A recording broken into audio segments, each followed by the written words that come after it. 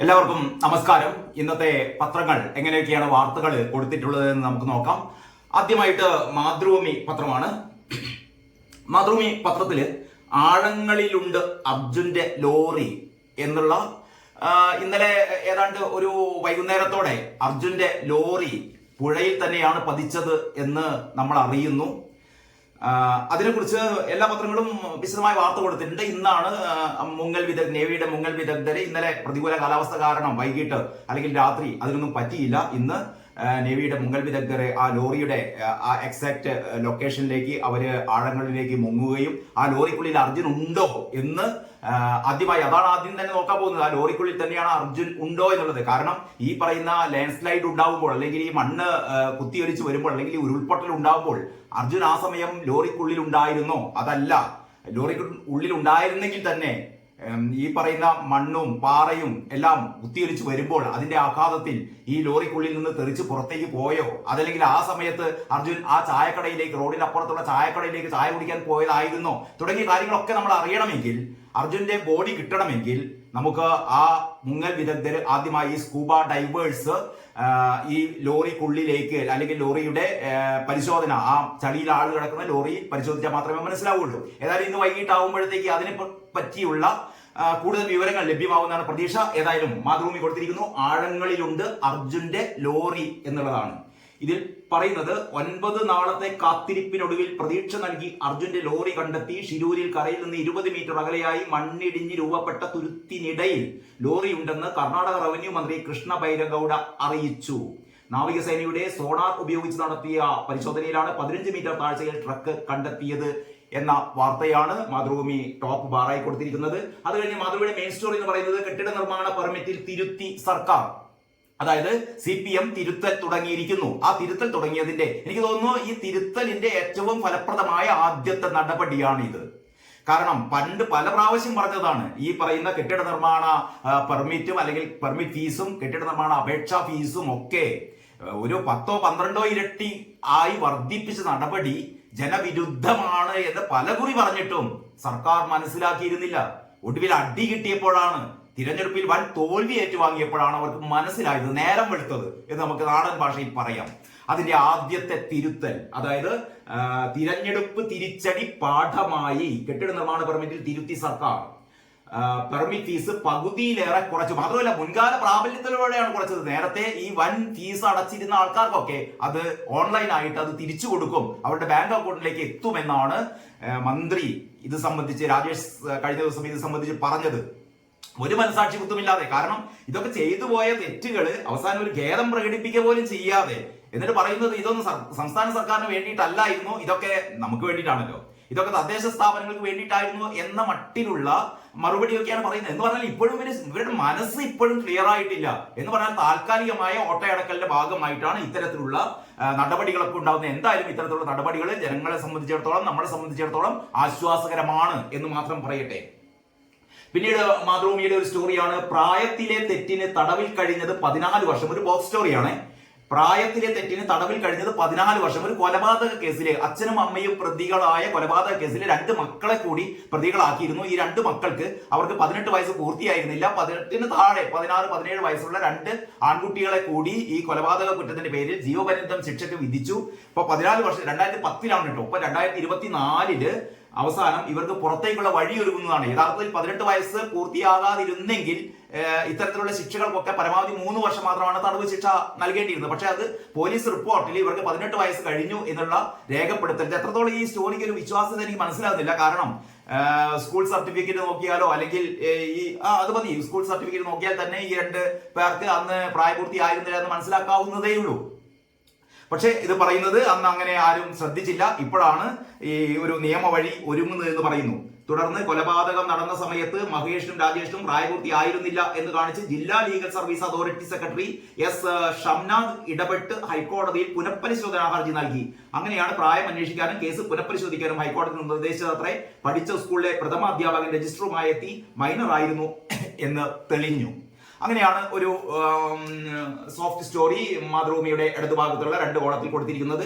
പിന്നീട് പറയുന്നു, റെയിൽവേ വികസനം കേരളത്തിന് 3011 കോടി. കേരളത്തിനെ അവഗണിച്ചേ എന്ന് കഴിഞ്ഞ 2 ദിവസമായി ഈ പറയുന്ന 2 ദിവസം എന്ന് പറഞ്ഞാൽ ഈ ഇന്നലെ രാവിലെ മുതൽ നിർമ്മലാ സീതാരാമൻ കഴിഞ്ഞ ദിവസം ഈ ബജറ്റ് അവതരിപ്പിച്ച ആ സമയം മുതൽ തന്നെ കേരളത്തെ അവഗണിച്ചു. അപ്പൊ സുരേഷ് ഗോപി കഴിഞ്ഞ ദിവസം വളരെ കൃത്യമായിട്ട് പറഞ്ഞു, ഈ കർഷകർക്ക് വേണ്ടി പ്രഖ്യാപിച്ച വൻ പദ്ധതികൾ, യുവാക്കൾക്ക് വേണ്ടി പ്രഖ്യാപിച്ച വൻ പദ്ധതികൾ, സ്ത്രീകൾക്ക് വേണ്ടി പ്രഖ്യാപിച്ച വൻ പദ്ധതികൾ, തൊഴിലില്ലാത്തവർക്ക് വേണ്ടി പ്രഖ്യാപിച്ച വൻ പദ്ധതികൾ ഇവരൊന്നും കേരളത്തിൽ ഇല്ലേ എന്നാണ് ചോദിച്ചത്. അപ്പൊ ആന്ധ്രാപ്രദേശിനും ബീഹാറിനും ശരി തന്നെ, ആന്ധ്രാപ്രദേശിനും ബീഹാറിനും വഴിവിട്ട രീതിയിലുള്ള സഹായങ്ങൾ നൽകി എന്നുള്ള ആരോപണം ഒരു പരിധിവരെ ശരിയാണെന്ന് വെക്കാം. എങ്കിൽ തന്നെ ഇപ്പം ഗുജറാത്ത് ഭരിക്കുന്നത് BJP ആണല്ലോ. അപ്പം അത്തരം BJP ഭരിക്കുന്ന സംസ്ഥാനങ്ങളുടെ ഒന്നും പേരെടുത്ത് പറഞ്ഞിട്ടില്ല. അപ്പൊ അതേപോലെ തന്നെ കേരളത്തിന്റെ പേരെടുത്ത് പറഞ്ഞിട്ടില്ല. പക്ഷെ ഇതാ ഏറ്റവും ഗുരുതരമായ ഒരു ആരോപണം ആരോപണം എന്ന് പറയുന്നത് അതിൽ ആദ്യം തന്നെ കേരളത്തിന് നൽകിയൊരു കാര്യം, റെയിൽവേ വികസനം കേരളത്തിന് 3011 കോടി. കഴിഞ്ഞ ബജറ്റില് കേരളത്തിന് 3011 കോടിയാണ്. ഇത് അല്ലെങ്കിൽ നിർമ്മലാ സീതാരാമനെതിരെ അല്ലെങ്കിൽ BJPക്കെതിരെ കേന്ദ്ര സർക്കാരിനെതിരെ വാളെടുക്കുന്ന ആൾക്കാർക്ക് വിശദമായി അവർക്ക് അറിയാൻ വേണ്ടിയിട്ട് റെയിൽവേ വികസനം കേരളത്തിന് 3011 കോടി. ഈ 3011ന്റെ വില അറിയണമെങ്കിൽ കഴിഞ്ഞ UPA സർക്കാരിന്റെ കാലത്ത് കേരളത്തിന്റെ റെയിൽവേ വികസനത്തിന് എത്രയാണ് അനുവദിച്ചത് എന്നുകൂടി നമ്മൾ അറിയേണ്ടതുണ്ട്. ഈ സ്റ്റോറിയിൽ ഉണ്ടത്. കേരളത്തിന്റെ റെയിൽവേ വികസനത്തിന് കേന്ദ്ര ബജറ്റിൽ നീക്കിവെച്ച 3011 കോടി രൂപ UPA ഭരണകാലത്ത് 2009 മുതൽ 2014 വരെ ആലോചിക്കണം. 2009 മുതൽ 2014 വരെ ഓരോ വർഷവും 372 കോടി വീതം അനുവദിച്ച സ്ഥാനത്താണ് ഇതെന്ന് റെയിൽവേ മന്ത്രി അശ്വിനി വൈഷ്ണവ് വാർത്താ സമ്മേളനത്തിൽ പറഞ്ഞു. അതായത് UPA ഭരണകാലത്ത് 372 കോടി രൂപ വർഷങ്ങളായി അനുവദിച്ചിരുന്ന സ്ഥാനത്താണ് ഇത്തവണ കേരളത്തിലെ റെയിൽവേ വികസനത്തിന് 3011. ആലോചിച്ചാൽ എത്ര ഇരട്ടിയാണെന്ന്. UPA ഭരണകാലത്ത് നീക്കിവെച്ചതിനേക്കാൾ 7 ഇരട്ടി അധികമാണ്. UPA ഭരണകാലത്ത് രാഹുൽ ഗാന്ധിക്ക് മനസ്സിലാക്കേണ്ടതാണ്, അല്ലെങ്കിൽ കോൺഗ്രസുകാർ മനസ്സിലാക്കേണ്ടതാണ്. നിങ്ങളുടെ സർക്കാർ കേന്ദ്രത്തിലുള്ള സമയത്ത് കേരളത്തിൽ റെയിൽവേ വികസനത്തിന് അനുവദിച്ചതിന്റെ 7 ഇരട്ടി തുകയാണ് ഇത്തവണ അനുവദിച്ചിരിക്കുന്നത്. എന്നിട്ടും പാർലമെന്റിന് മുന്നിൽ പോയി ഈ പ്ലക്കാർഡും പിടിച്ച് കേരളത്തെ അവഗണിച്ച് എല്ലാറ്റിനും രാഷ്ട്രീയം കാണുക എന്ന് പറയുന്ന ഈ പരിപാടി ആൾക്കാർക്ക് ഇതൊക്കെ മനസ്സിലാകുന്നുണ്ട്. ഇത്തരത്തിലുള്ള വാർത്തകളൊക്കെ വായിക്കുമ്പോൾ ആൾക്കാർക്ക് അറിയാം കാര്യങ്ങൾ. മാത്രമല്ല അശ്വിനി വൈഷ്ണവ് ഏറ്റവും പ്രധാനപ്പെട്ട കാര്യം പറഞ്ഞു, കേരളത്തിലെ റെയിൽവേ വികസനം സാധ്യമല്ലാത്തത് റെയിൽവേ ഭൂമി നൽകേണ്ടത്, അല്ലെങ്കിൽ ഈ വികസനത്തിന് ആവശ്യമായ റെയിൽവേ ഭൂമി വിട്ടു നൽകേണ്ടത് സംസ്ഥാനമാണ്. പക്ഷെ സംസ്ഥാനം അതിന്റെ ഒരു ചെറിയ ശതമാനം പോലും ഈ ഭൂമി വിട്ടുകൊടുത്തിട്ടില്ല. അതുകൊണ്ടാണ് റെയിൽവേ വികസനം ഇവിടെ നടക്കാത്തത്. 3ാം പാളവും അല്ലെങ്കിൽ അതിനനുസരിച്ച് പുതിയ റെയിൽവേ ട്രാക്കും ഒക്കെ വരണമെങ്കിൽ ഭൂമി വേണം. ഈ ഭൂമി വിട്ടുകൊടുക്കേണ്ടത് സംസ്ഥാന സർക്കാരാണ്. സംസ്ഥാന സർക്കാർ അത് ചെയ്യുന്നില്ല. അപ്പോൾ ഈ വാർത്തയുടെ ഏറ്റവും അവസാനം കഴിഞ്ഞ വർഷം 2033 കോടി രൂപയായിരുന്നു കേരളത്തിന് അനുവദിച്ചത്. കഴിഞ്ഞ വർഷം 2033 കോടി രൂപ അനുവദിച്ചിരുന്നു. ഇപ്രാവശ്യം അത് 3011ലേക്ക് ഉയർത്തി 978 കോടി രൂപ അധിക വിഹിതം കഴിഞ്ഞ വർഷത്തേക്കാൾ. അപ്പോൾ കേരളത്തെ അവഗണിച്ചു എന്ന് പറയുന്ന ഈ ആരോപണത്തിന് വലിയ കഴമ്പൊന്നുമില്ല എന്ന് ഓരോരോ വാർത്തകൾ വായിക്കുമ്പോൾ നമുക്ക് മനസ്സിലാവുകയാണ്. അതിൽ ഏറ്റവും പ്രധാനപ്പെട്ടതാണ് ഈ റെയിൽവേ വികസനം സംബന്ധിച്ചുള്ള വാർത്ത. ഇനി ഇതാ പ്രതിപക്ഷം ഇറങ്ങിപ്പോയി പാർലമെന്റിൽ ബജറ്റ് ചൂട്. ഞാൻ നേരത്തെ പറഞ്ഞ കാര്യം തന്നെ, ബജറ്റിൽ ആന്ധ്രയ്ക്കും ബീഹാറിനും ഒഴികെയുള്ള ഒരു സംസ്ഥാനത്തിനും ഒന്നും നൽകിയില്ലെന്ന് ആരോപിച്ച് പാർലമെന്റിനകത്തും പുറത്തും പ്രതിപക്ഷ പ്രതിഷേധം. NDA ബജറ്റല്ല, ഇന്ത്യ ബജറ്റാണ് വേണ്ടതെന്ന പ്ലക്കാർഡ് ഉയർത്തി MP-മാർ ഇരുസഭകളിലും മുദ്രാവാക്യം വിളിച്ചു. സംസ്ഥാനത്തിന് ഫണ്ട് ആവശ്യപ്പെട്ട് കേരള MP-മാർ പാർലമെന്റ് വളപ്പിൽ പ്രത്യേകമായും പ്രതിഷേധിച്ചു. ആ പ്രതിഷേധം കാണാൻ വളരെ രസമുണ്ടായിരുന്നു കേട്ടോ. കാരണം ഈ നമ്മുടെ മുൻമന്ത്രി K. രാധാകൃഷ്ണൻ പാവം ഈ പറയുന്ന കോൺഗ്രസ് MP-മാരുടെ ഇടയിൽ ഈ മനുഷ്യനും പ്ലക്കാർഡും പിടിച്ചിങ്ങനെ നിൽക്കുന്നൊരു പടം കാണുമ്പോ നമ്മൾ നെഞ്ചുകൊട്ടും. ഇതിൽ പറയുന്നു, NDA കൊടുക്കുന്ന മറുപടി ഉണ്ട് കേട്ടോ.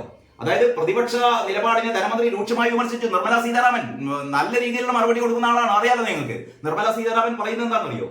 കോൺഗ്രസ് പാർട്ടി ഈ രാജ്യത്ത് ഏറെക്കാലം ഭരിച്ചു, എത്രയോ ബജറ്റുകൾ അവതരിപ്പിച്ചു. അവർക്ക് വ്യക്തമായിട്ട് അറിയാം എല്ലാ ബജറ്റിലും എല്ലാ സംസ്ഥാനങ്ങളുടെ പേരും പരാമർശിക്കാനാവില്ല. അവർ പറഞ്ഞു, ഈ ബജറ്റ് അവതരിപ്പിക്കുമ്പോൾ ഈ ഇന്ത്യയിലെ മുഴുവൻ സംസ്ഥാനങ്ങളുടെയും പേരൊന്നും പരാമർശിക്കാറില്ല. ചിലപ്പോൾ ആവശ്യമായ ചില പ്രത്യേക സാഹചര്യങ്ങളിൽ ആവശ്യമായ സംസ്ഥാനങ്ങൾക്ക് ചില പ്രത്യേക പാക്കേജുകൾ അനുവദിക്കാറുണ്ട്. ഇതിനു മുമ്പ് ചെയ്തിട്ടുണ്ട്. ഇത്തവണ അത് ചെയ്തത് ആന്ധ്രാപ്രദേശിനും ബീഹാറിനും. ഇപ്പൊ ഈ 2 പാർട്ടികളാണ് NDA സർക്കാരിന് അല്ലെങ്കിൽ BJPക്ക് പിന്തുണ നൽകുന്നത്. സ്വാഭാവികമായും അത് കൊടുക്കുക എന്നുള്ളത് എല്ലാവർക്കും അറിയാവുന്ന കാര്യമല്ലേ. ഇതിന്റെ പേരിൽ കേരളത്തിനൊന്നും കിട്ടിയില്ല.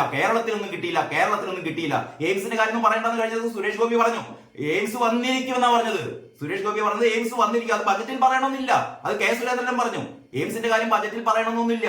എയിംസ് വരാം, പക്ഷേ എയിംസ് എവിടെ സ്ഥാപിക്കുന്നത് ഇപ്പോഴും സംസ്ഥാന സർക്കാർ നിലപാടെടുത്തിട്ടില്ല കേട്ടോ. അതാണ് പ്രധാന കാര്യം. MK രാഘവൻ പറയുന്നത് കോഴിക്കോട്ടേക്ക് കൊണ്ടുവരാൻ കിനാലൂർ എസ്റ്റേറ്റിൽ അതിനാവശ്യമായ ഭൂമി ഏതാണ്ട് 150 ഏക്കറോളം ഭൂമി കണ്ടെത്തിയിട്ടുണ്ടെന്നാണ് പറയുന്നത്. ഇതിന്റെ അവസാന ഈ ഏറ്റെടുക്കലൊന്നും ആയിട്ടില്ല. പിന്നെ സ്വകാര്യ ഭൂമി ഒരു 100 ഏക്കർ സ്വകാര്യ ഭൂമി ഏറ്റെടുക്കാം എന്നൊക്കെയാണ് പറയുന്നത്. കേരളത്തിലേക്ക് എയിംസ് കൊണ്ടുവരുമെന്ന് MK രാഘവൻ ഓരോ തവണയും വാഗ്ദാനം നൽകുന്നതാണ്. പക്ഷെ MK രാഘവൻ മാത്രം വിചാരിച്ചിട്ടൊന്നും കാര്യമില്ല. ഇത് വിചാരിക്കുന്ന സംസ്ഥാന സർക്കാരാണ്. സംസ്ഥാന സർക്കാരിന് ഇപ്പോഴും നിലപാടില്ല ഏത് ജില്ലയിലാണോ എയിംസ് വരേണ്ടത്. ഇപ്പൊ സുരേഷ് ഗോപി കഴിഞ്ഞ ഈ ഇലക്ഷൻ പ്രചരണ കാലത്തൊക്കെ പറഞ്ഞിരുന്നു, എന്റെ മനസ്സിൽ ഒരു ജില്ലയുണ്ട്. സുരേഷ് ഗോപി അത് വെളിപ്പെടുത്തിയിട്ടില്ല. നമുക്കറിയില്ല, അതൊരു പക്ഷെ കാസർഗോഡാകാം. രാജ്മോഹൻ ഉണ്ണിത്താൻ അതിനു വേണ്ടി പ്രയത്നിച്ചുകൊണ്ടിരിക്കുന്നുണ്ട്. കാരണം കാസർഗോഡ് അറിയാലോ, ഈ എൻഡോസൾഫാൻ രോഗികളൊക്കെ ഒരുപാടുള്ള കാസർഗോഡ്.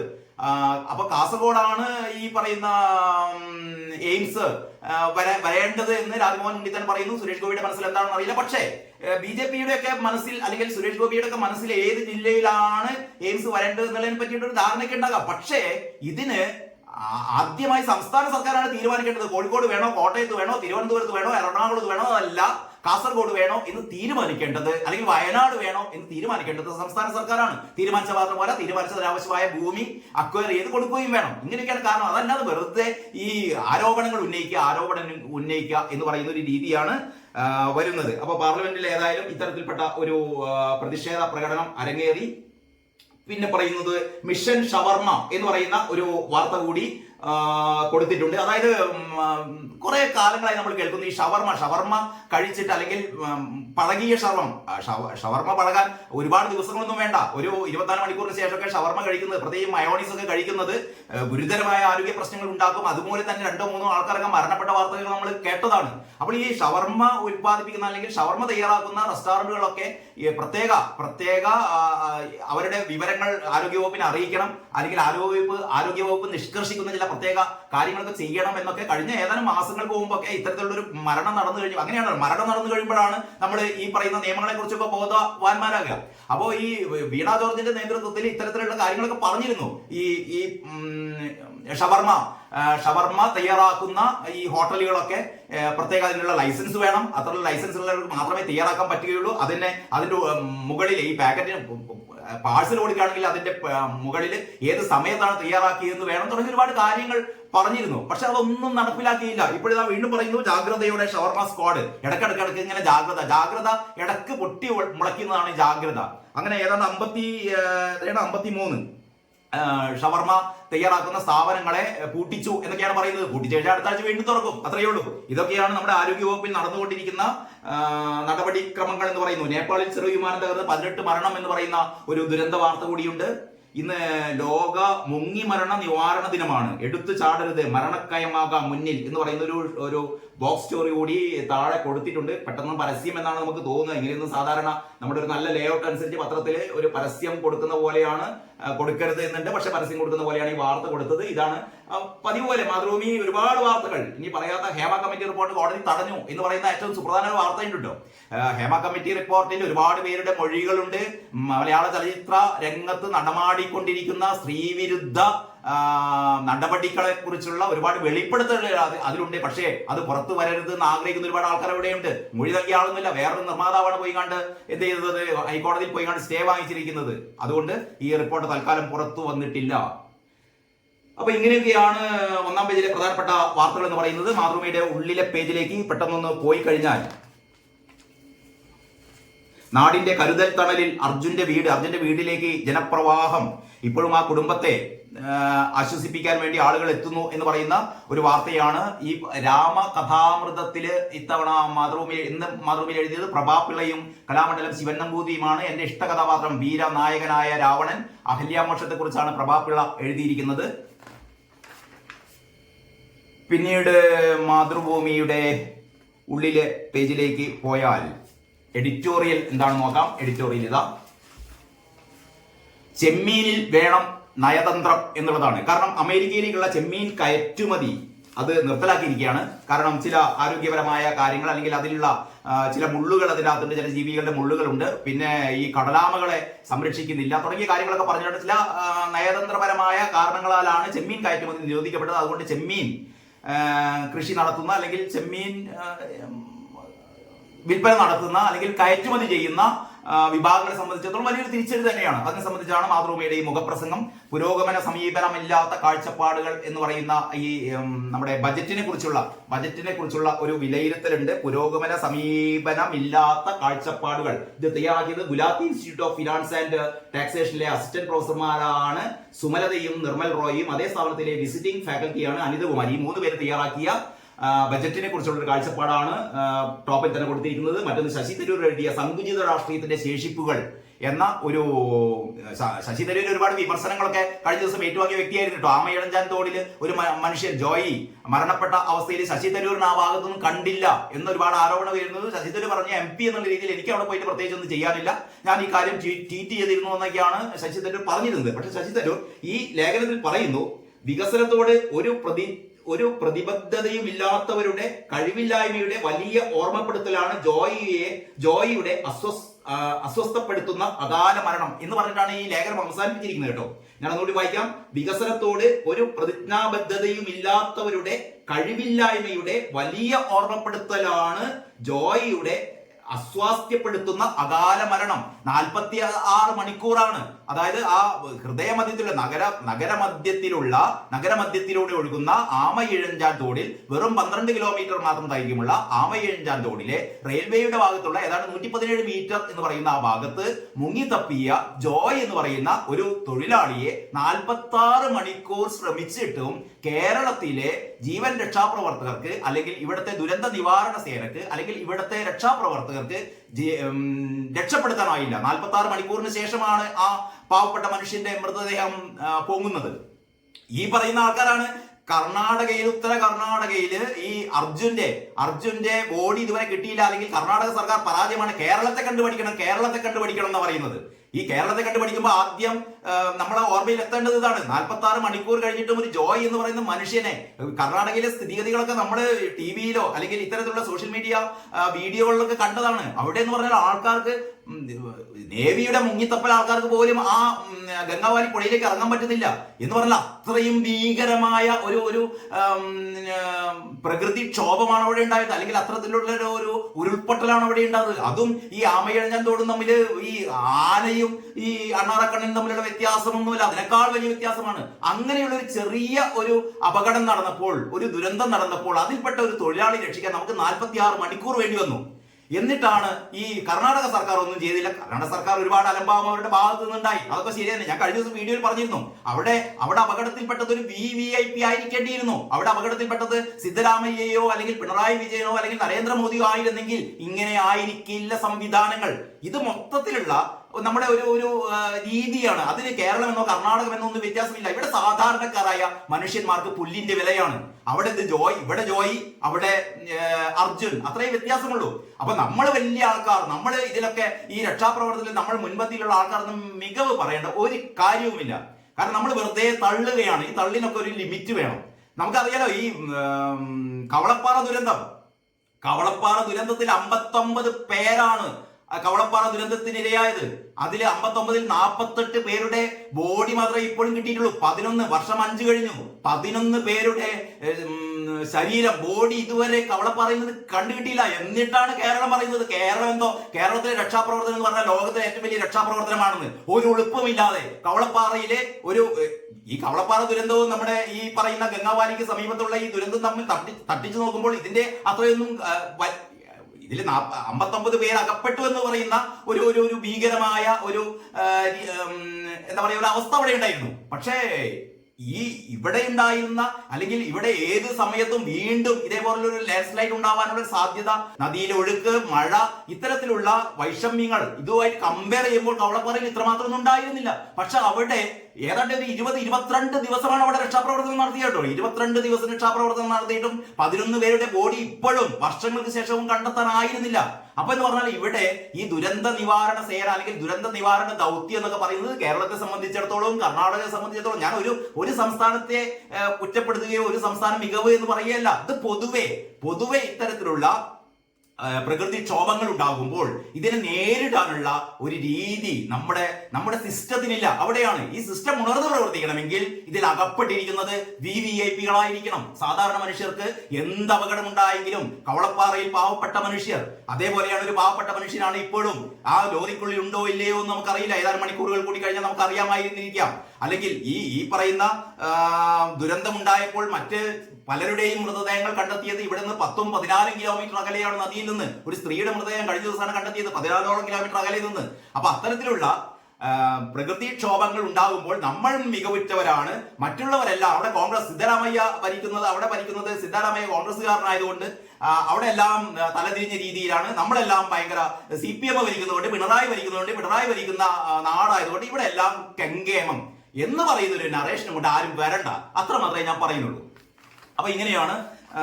പിന്നെ ഇതിൽ തന്നെ നമ്മുടെ ഹമീദ് ചേന്നമംഗലൂരിന്റെ ഒരു ലേഖനം കൂടിയുണ്ട് ഈ പേജിൽ. ഞാൻ പതിവ് പോലെ ഈ മാതൃഭൂമി പലപ്പോഴും എഡിറ്റോറിയൽ പേജ് വളരെ സമ്പന്നമാണ്.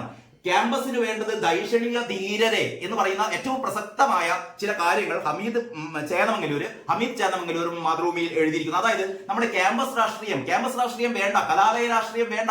ഇത്രയും കാലത്തിനിടയ്ക്ക് കലാലയ രാഷ്ട്രീയത്തിലൂടെ കേരളം എന്താണ് ഇവിടുത്തെ വിദ്യാർത്ഥി വർഗം നേടിയെടുത്തത്? കുറെ ആൾക്കാരെ കുത്തിക്കൊന്നു, അല്ലെങ്കിൽ ഏറ്റവും അവസാനം സിദ്ധാർത്ഥൻ ഉൾപ്പെടെ ഈ കലാലയത്തിൽ ഉണ്ടാകുന്ന, ക്യാമ്പസിൽ ഉണ്ടാകുന്ന സംഘർഷങ്ങൾ, അതല്ലാതെ എന്ത് വലിയ വിദ്യാർത്ഥികൾക്ക് വേണ്ടിയിട്ടുള്ള എന്ത് നേട്ടങ്ങളാണ് ഈ വിദ്യാർത്ഥി സംഘടന ഉണ്ടാക്കിയത്?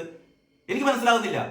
ആ കാര്യമാണ് അമിത് ചേന്നമംഗലൂർ ചൂണ്ടിക്കാണിക്കുന്നത്. അതായത് ഇവിടെ നീതിപീഠങ്ങൾ പോലും പറയുന്നു ഈ ക്യാമ്പസുകളിലെ ഈ രാഷ്ട്രീയവൽക്കരണം, ഈ രാഷ്ട്രീയമല്ല, കക്ഷി രാഷ്ട്രീയമാണ്. മനസ്സിലാക്കണം, ഇവിടെ രാഷ്ട്രീയം വേണ്ട എന്നല്ല, എല്ലാം രാഷ്ട്രീയത്തിൽ അധിഷ്ഠിതമാണ്. പക്ഷെ കക്ഷി രാഷ്ട്രീയം ക്യാമ്പസുകളിൽ വേണ്ട. അപ്പോൾ പറയുന്നത് എന്താണെന്ന് അറിയോ? നമ്മുടെ സഖാക്കളൊക്കെ പറയുന്നത് അപ്പോൾ വർഗീയത വരും.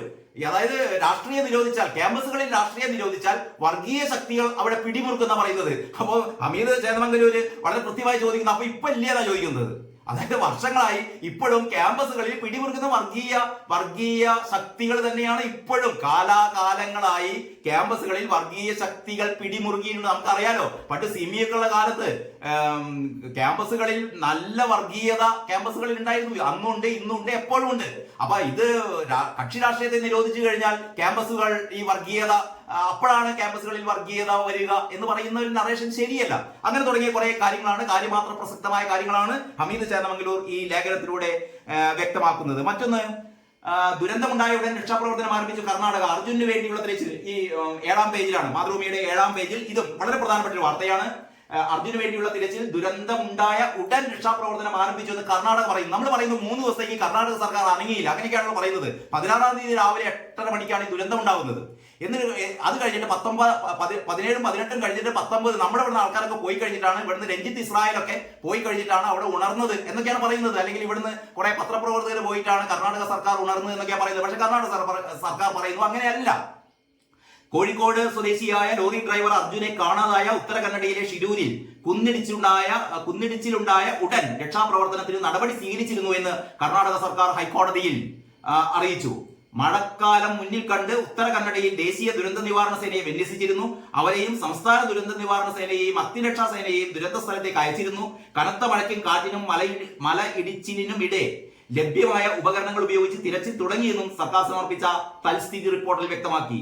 നാവികസേനയുടെയും തീരരക്ഷാ സേനയുടെയും സേവനം ആവശ്യപ്പെടുകയും ചെയ്തിട്ടുണ്ടായിരുന്നു. അർജുനായുള്ള തിരച്ചിൽ കാര്യക്ഷമമാക്കാൻ സർക്കാരിന് നിർദ്ദേശം നൽകണമെന്ന് ആവശ്യപ്പെട്ടുള്ള പൊതു താൽപര്യ ഹർജിയിൽ കോടതി നിർദ്ദേശപ്രകാരമാണ് റിപ്പോർട്ട് സമർപ്പിച്ചത്. ദുരന്തമുണ്ടായ ജൂലൈ 16 വൈകുന്നേരത്തിനുള്ളിൽ 4 മൃതദേഹങ്ങൾ കണ്ടെടുത്തുവെന്നും റിപ്പോർട്ടിൽ പറയുന്നു. ഈ ദുരന്തമുണ്ടായത് അന്ന് തന്നെ ഈ പറയുന്ന കർണാടകയുടെ ദുരന്ത നിവാരണ സേനയും ഈ പോലീസും അഗ്നിരക്ഷാ സേനയും ഒക്കെ ഇതിലേക്ക് ഇറങ്ങി, ഗംഗാവാലിയിലേക്ക് ഇറങ്ങി. അവിടെ നിന്ന് ഏതാണ്ട് 4 ബോഡികൾ അന്ന് തന്നെ, ഈ 10 പേരാണ് ഇതിൽ അകപ്പെട്ടത്. അതിൽ 7 പേരുടെ മൃതദേഹം ഇതുവരെ കിട്ടിക്കഴിഞ്ഞു.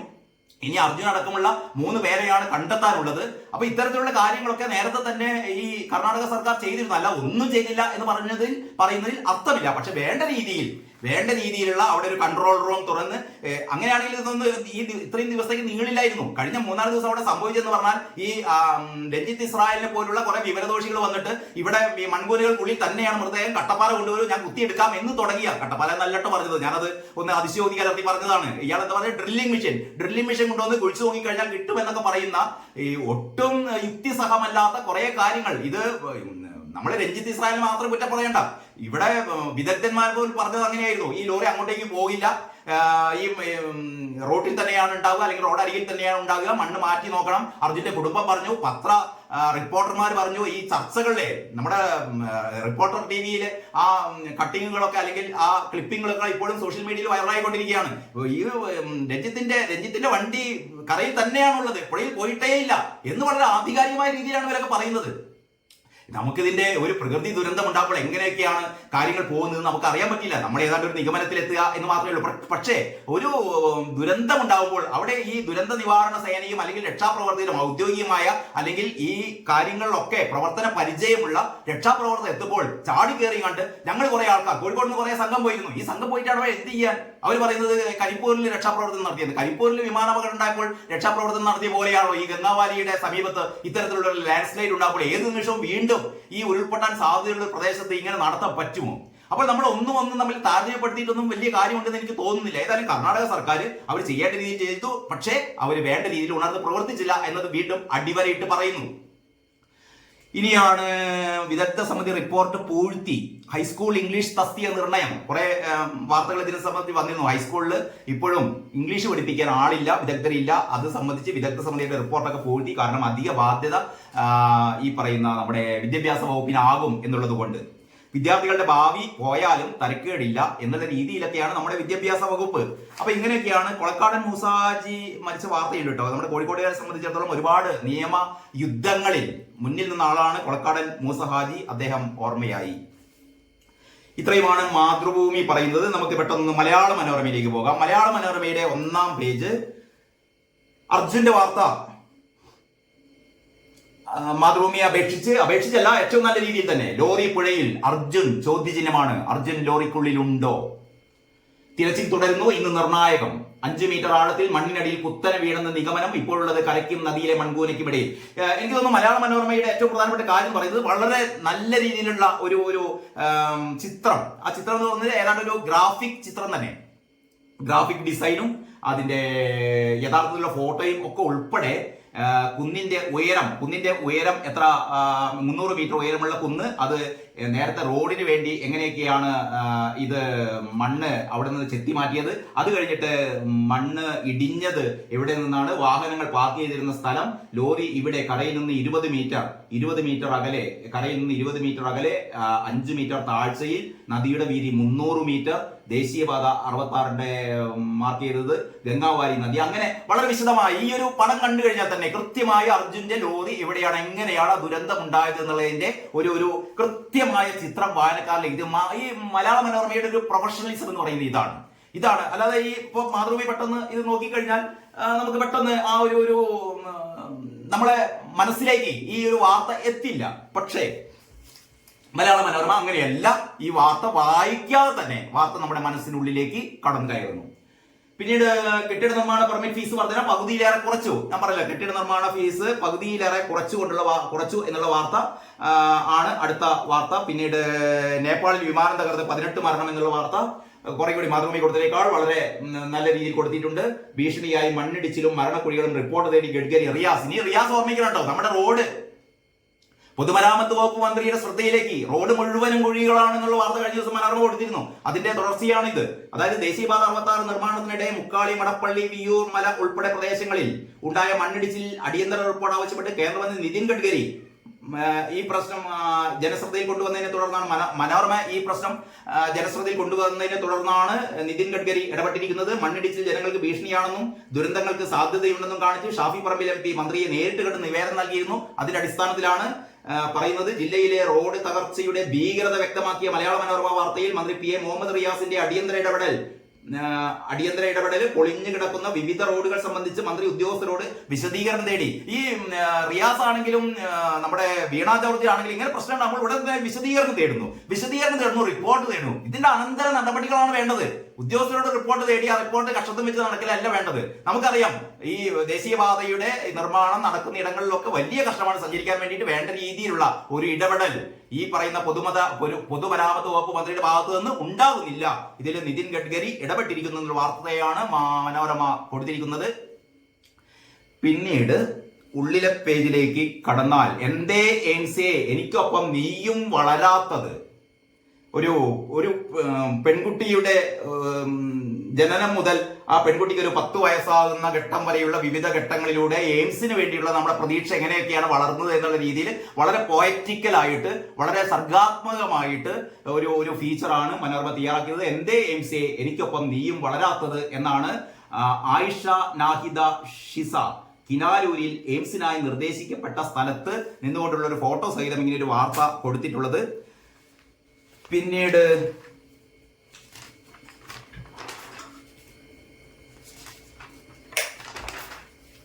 എഡിറ്റോറിയൽ, മലയാള മനോരമയുടെ എഡിറ്റോറിയൽ തീര പരിപാലന പ്ലാൻ തീരമടുക്കുമ്പോൾ എന്നുള്ളതാണ്.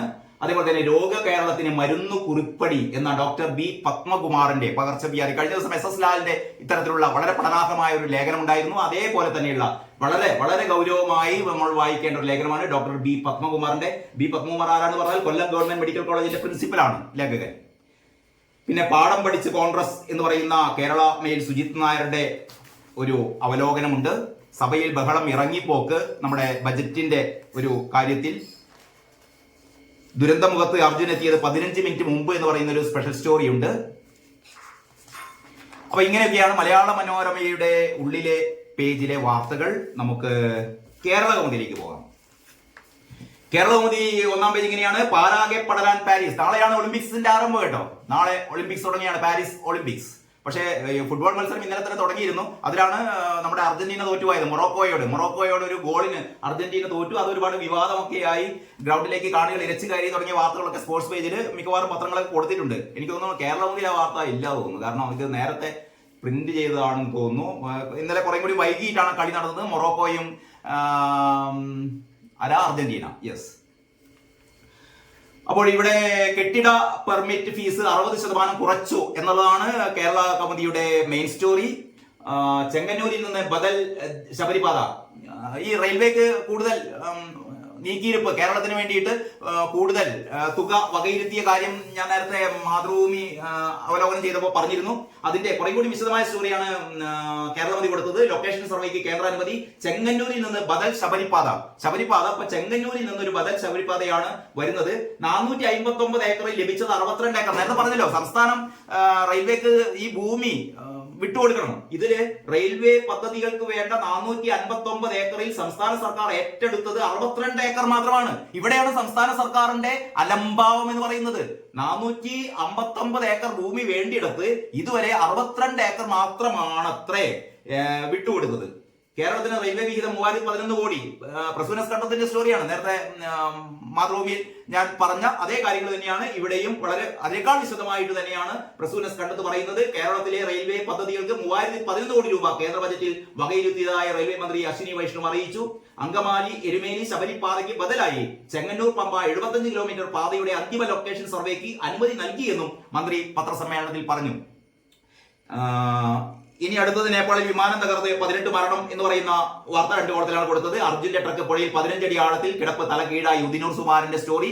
ഉദിനൂർ സുമാറാണ് കഴിഞ്ഞ കുറച്ച് ദിവസങ്ങളായി അവിടെ നിന്ന് റിപ്പോർട്ട് ചെയ്യുന്നത്. അർജുന്റെ ട്രക്ക് പുഴയിൽ 15 അടി ആഴത്തിൽ എന്നാണ് പറയുന്നത്. 5 അടി ആഴത്തിൽ അല്ല, സോറി, അത് 5 മീറ്റർ ആണ്. യെസ്, 2 ശരി തന്നെയാണ്. അർജുന്റെ ട്രക്ക് പുഴയിൽ 15 അടി ആഴത്തിൽ കിടപ്പ് തല കീഴായി എന്നാണ് പറയുന്നത്. അങ്ങനെയാണ് കേരള കൗമുദിയുടെ ഒന്നാം പേജ്. ഉള്ളിലെ പേജിലേക്ക് പോയാൽ ഈ നമ്മുടെ മേയർ, കോഴിക്കോട് മേയറുടെ ശ്രദ്ധയിലേക്ക് ഇതാ കേരള കൗമുദിയുടെ ഇന്ന് മാതൃഭൂമിയിലും മലയാള മനോരമയിൽ ഞാൻ പെട്ടത് കണ്ടില്ല. പക്ഷെ കേരള കൗമുദി വാർത്ത കൊടുത്തിട്ടുണ്ട്. കോർപ്പറേഷന്റെ അറിവിലേക്ക് സാഹിത്യ നഗരത്തിലെ ഘടികാരം നിലച്ചു. വലിയ സാഹിത്യ നഗര പദവിയൊക്കെ ആണല്ലോ. ബീന ഫിലിപ്പ് പറയണോ ഇതൊക്കെ? കോഴിക്കോടിന്റെ കണ്ണായ സ്ഥലത്തുള്ള ടൗൺ ഹാൾ, കോഴിക്കോടിന്റെ പൈതൃക കെട്ടിടം എന്നറിയപ്പെടുന്ന ടൗൺ ഹാൾ, അത് കോഴിക്കോടിന്റെ ഒരു ഹൃദയമാണ് ടൗൺ ഹാൾ. ആ ടൗൺ ഹാളിലെ ക്ലോക്ക് നിലച്ചിരിക്കുന്നു. ഇത്തരം ചെറിയ കാര്യം, ഇത് ചെറിയ കാര്യമൊന്നുമല്ല. ഇത് കൽപ്പറ്റ നാരായണ മാഷ് വളരെ ഭംഗിയായിട്ട് ഈ കാര്യം അവതരിപ്പിച്ചു. അതുകൊണ്ട് നിങ്ങൾ കേൾക്കണം. അതായത് സമയം 4:38, സ്ഥലം സാഹിത്യ നഗരത്തിലെ സാംസ്കാരിക മുഖമായ ടൗൺ ഹാൾ. കുമാരനാശാൻ അനുസ്മരണ പ്രഭാഷണത്തിനായി എഴുത്തുകാരൻ കൽപ്പറ്റ നാരായണൻ മൈക്കിനടുത്തെത്തി. പ്രഭാഷണം പ്രതീക്ഷിച്ച സദസ്സിനോട് അദ്ദേഹം പറഞ്ഞു, മറ്റെവിടത്തെ ക്ലോക്ക് നടന്നില്ലെങ്കിലും ടൗൺ ഹാളിലെ ക്ലോക്ക് നടക്കണം. അങ്ങനെയാണ് കൽപ്പറ്റ നാരായണ മാഷ് പറഞ്ഞത്. കൈ ചൂണ്ടിയുള്ള വിമർശനം സദസ്സിനെ പിന്നോട്ടേക്ക് തിരിച്ചു. ടൗൺ ഹാളിന്റെ പിന്നിലാണ് ഈ പറയുന്ന ക്ലോക്ക് ഉള്ളത്. ആ ക്ലോക്കിലേക്ക് എല്ലാവരും നോക്കി. ടൗൺ ഹാളിലെ പിറകിലെ സ്റ്റേജിന് അഭിമുഖമായുള്ള ചുമരിൽ ഒരു വലിയ ക്ലോക്ക് തൂക്കിയിട്ടിട്ടുണ്ട്. അപ്പോൾ അതിൽ സമയം 1:54. ടൗൺ ഹാളിലെ ക്ലോക്കിലെ സമയം 1:54. അത് അവിടെ പ്രവർത്തനരഹിതമായി കിടക്കുകയാണ്. സമയം യഥാർത്ഥത്തിൽ 4:38. അപ്പോഴാണ് കൽപ്പറ്റ നാരായണ മാഷ് പറഞ്ഞത്, നോക്കൂ ആ ക്ലോക്കിലേക്ക്, ഏത് ക്ലോക്ക് പ്രവർത്തനം നിലച്ചാലും ടൗൺ ഹാളിലെ ക്ലോക്ക് പ്രവർത്തനം നിലയ്ക്കാൻ പാടില്ല. എന്തുകൊണ്ട് പാടില്ല എന്ന് കൂടി കൽപ്പറ്റ മാഷ് പറയുന്നുണ്ട് കേട്ടോ. അതെങ്ങനെയാണെന്ന് വെച്ചാല് ആയിട്ടേ ഉള്ളൂ എന്ന് ബോധ്യപ്പെട്ട സദസ്സിനോട് അദ്ദേഹം ഒരാവശ്യം മുന്നോട്ട് വെച്ചു. അത് കോർപ്പറേഷന്റെ ശ്രദ്ധയിൽപ്പെടുത്തണമെന്ന് കൽപ്പറ്റ നാരായണ മാഷ് ആവശ്യപ്പെടുകയാണ്. സദസ്സ് തലയാട്ടി. അദ്ദേഹം തുടർന്നു, പ്രഭാഷകന്റെ സമയം അതിക്രമിച്ചു എന്ന് ഓർമ്മിപ്പിക്കാൻ വേണ്ടിയാണ് ടൗൺ ഹാളിൽ ഒരു ക്ലോക്ക് വെച്ചിരിക്കുന്നത്. അതായത് ഈ മൈക്കിൽ പ്രഭാഷകന്മാർ സംസാരിപ്പിക്കുമോ, പ്രഭാഷകന്മാർ മൈക്ക് കണ്ടാൽ വിടാതെ സംസാരിച്ചുകൊണ്ടിരിക്കുന്ന ചില പ്രഭാഷകന്മാരുണ്ട്, അവരെ ഓർമ്മിപ്പിക്കാനാണ്. സമയം ഇത്രയായി, നിങ്ങൾ സംസാരിച്ചു തുടങ്ങിയിട്ട് നിർത്തേണ്ട സമയമായി എന്ന് പ്രഭാഷകന്മാരെ നിർത്തിപ്പിക്കുന്ന ഒരു ക്ലോക്ക് കൂടിയായിരുന്നു അത് എന്ന് തമാശ രൂപേണ, അല്ലെങ്കിൽ അതിലുമൊരു കാര്യം ഒളിഞ്ഞു കിടപ്പുണ്ട്. അതാണ് കൽപ്പന നാരായണ മാഷ് സൂചിപ്പിച്ചത്. അപ്പോൾ ഒരു ക്ലോക്ക് വെച്ചിരിക്കുന്നു, പ്രഭാഷകൻ സമയബോധത്താൽ ഉണർത്തപ്പെടണം. അലങ്കാരം മാത്രമായിട്ടുള്ള ഇത്തരം ക്ലോക്കുകൾ ടൗൺ ഹാളിനെ കാലഹരണപ്പെടുത്തുന്നു. ചുരുങ്ങിയ വാക്കുകളിലെ വിമർശനത്തിന് ശേഷം അദ്ദേഹം പ്രഭാഷണം ആരംഭിച്ചു. അപ്പോൾ ഏതായാലും ടൗൺ ഹാളിലെ ക്ലോക്ക് നന്നാക്കുമെന്ന് നമുക്ക് പ്രതീക്ഷിക്കാം. അല്ലെങ്കിൽ ഇതിന്റെ പേരിൽ ഇനിയും കുറെ ദിവസങ്ങൾ കാത്തിരിക്കേണ്ടി വരുമോ എന്നൊന്നും അറിയില്ല. അർജുന വിഴുങ്ങിയ ഗംഗാവാലിക്ക് വന്യ സൗന്ദര്യം എന്ന് പറയുന്ന ഉദിനോർ സുബാന്റെ മറ്റൊരു സ്റ്റോറി ഉള്ളിലെ പേജിലുണ്ട്. കമലയ്ക്ക് പിന്തുണയേറുന്നു, ഒരു സർവേയിൽ ട്രംപിന് മുന്നിൽ കമല എത്തി എന്ന് പറയുന്ന സ്റ്റോറി. എഡിറ്റോറിയൽ ഇങ്ങനെയാണ്, എഡിറ്റോറിയൽ പേജ്.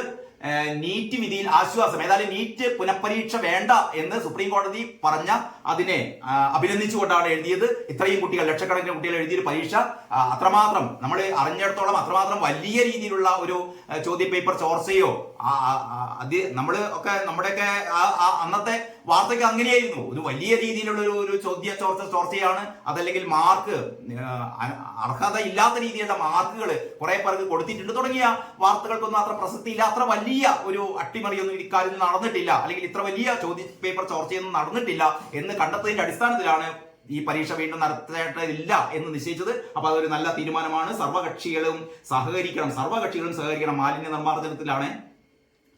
പിന്നീട് പി പ്രസാദിന്റെ ഒരു ലേഖനമുണ്ട്, കേരളത്തിന്റെ കൃഷിയുടെ കണ്ണടയ്ക്കുന്ന ബഡ്ജറ്റ്. ആദ്യം പ്രസാദ്, നമ്മുടെ കൃഷി വകുപ്പ് മന്ത്രി പ്രസാദ് നോക്കേണ്ടത് കേരളത്തിൽ കൃഷി ഈ മന്ത്രിയായി ഇരുന്നിട്ട് കേരളത്തിലെ കൃഷി വളർത്താൻ വേണ്ടിയിട്ട്, വികസിപ്പിക്കാൻ വേണ്ടിയിട്ട് എന്ത് കാര്യമാണ് ചെയ്തിട്ടുള്ളത് എനിക്കറിയാൻ ചോദിക്കുകയാണ്.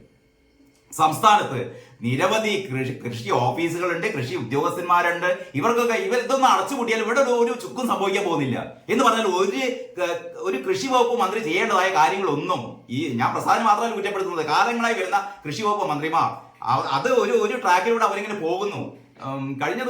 കഴിഞ്ഞ ഏതോ ഒരു വീഡിയോ ഞാൻ കണ്ടതാണ്, നമ്മുടെ സന്തോഷ് ജോർജ് കുളങ്ങരയുടെ ഒരു പ്രഭാഷണം. സന്തോഷ് ജോർജ് കുളങ്ങര പറയുന്നു, നമ്മുടെ കൃഷി വികസിപ്പിക്കണമെങ്കിൽ ഒരു കൃഷി ഓഫീസർക്ക് കൃത്യമായ ഒരു രീതി കൊടുക്കണം. എന്താണ്? അല്ലെങ്കിൽ അവർക്ക് അവരുടെ ഒരു പ്രവർത്തന പദ്ധതി കൊടുക്കണം. വരുന്ന ഒരു വർഷത്തിനുള്ളിൽ അല്ലെങ്കിൽ 6 മാസത്തിനുള്ളിൽ നിങ്ങൾ ചെയ്യേണ്ടത് ഇതാണ്. ഇത്രയും വീടുകളിൽ പച്ചക്കറി കൃഷി വ്യാപിക്കണം, അല്ലെങ്കിൽ ഇത്രയും തരിച്ചു ഭൂമികളിൽ കൃഷി തുടങ്ങണം.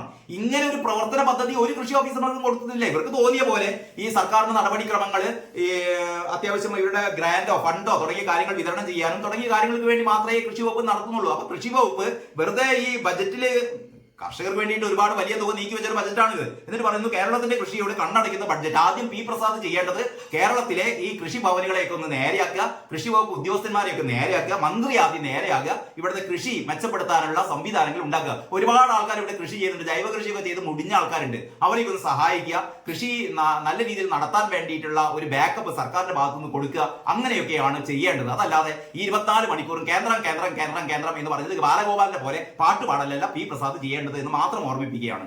പുതിയ ബഡ്ജറ്റ് നിർദ്ദേശങ്ങളിൽ ശമ്പള വരുമാനക്കാരുടെ ആദായ നികുതി ബാധ്യതയെക്കുറിച്ചാണ് ഡോക്ടർ എം സാറിന്റെ വിശദമായ ലേഖനമുള്ളത്.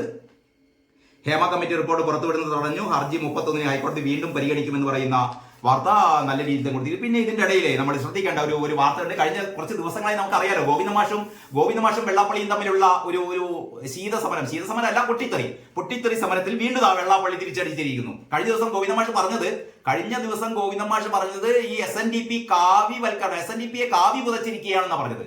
SNDPയെ കാവ്യ പുതപ്പിച്ചിരിക്കുന്നു ആര്? നമ്മുടെ വെള്ളാപ്പള്ളി. അതിന് മറുപടിയാണ് വെള്ളാപ്പള്ളി പറയുന്നത്, SNDP യോഗം ഒരു രാഷ്ട്രീയ പാർട്ടിയുടെയും വാലും ചൂലുമല്ലെന്ന് SNDP യോഗം ജനറൽ സെക്രട്ടറി വെള്ളാപ്പള്ളി നടേശൻ. യോഗത്തെ കാവി പുതപ്പിക്കാനോ ചുവപ്പ് പുതപ്പിക്കാനോ ആരെയും അനുവദിക്കില്ലെന്നും അദ്ദേഹം വ്യക്തമാക്കി. ഗോവിന്ദ നല്ലൊരു ഒരു കുത്താ കൊടുത്തത്.